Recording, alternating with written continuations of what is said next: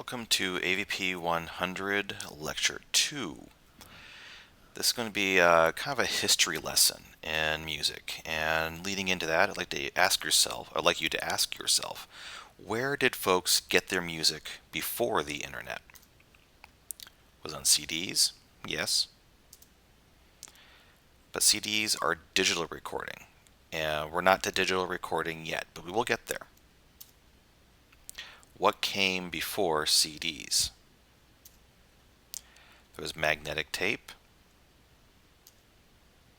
which is a metal oxide on tape. But where did that come from? Here's a brief history of magnetic recording. I will also be posting with this a link to a site that has more detailed explanations of this, but this is kind of the highlights of the history of magnetic recording.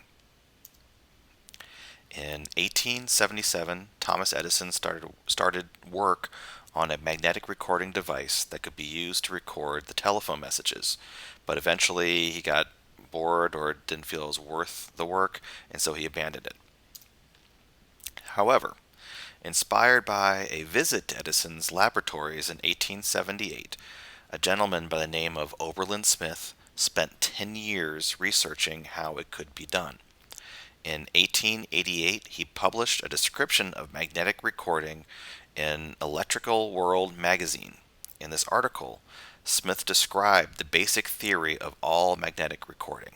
However, he never actually, to our knowledge, built one. In 1894, Vladimir Poulsen took these same principles even further by designing a hard steel wire media that could be magnetized and demagnetized continuously along its length. In 1899, he filed a patent for a steel wire magnetic telegraph phone and built and demonstrated a prototype in 1900 at the Paris exhibition. It was the first successful magnetic audio recorder. The early versions of these wire recorders, as they became to be called, did not reproduce sound all that well. However, it did improve over time. That being said, the wire media was difficult to work with. To edit a reel could require wire cutters and a blowtorch. In 1928, Fritz Fulmer, unfortunately I do not know how to pronounce his name, was granted a patent in Germany for the application of magnetic powders to a strip of paper or film. This created the first tape recording that was born. First developed by German audio engineers around 1943, the two-track audio recording was rapidly adopted by modern music in the 1950s, because up to this point it had only been mono recording, single-track audio recording. This was because it enabled signals from two or more separate microphones to be recorded simultaneously, enabling stereophonic recordings to be made and edited conventionally. And we'll talk a lot more about this concept of stereophonic recording because it is very key to what we're trying to do. Here's stereophonic. Is very, very key to, because basically stereophonic recording is the way we hear. We have two ears on either side, you record things stereo, and you will hear them coming from two speakers from either side. But we'll get to that later.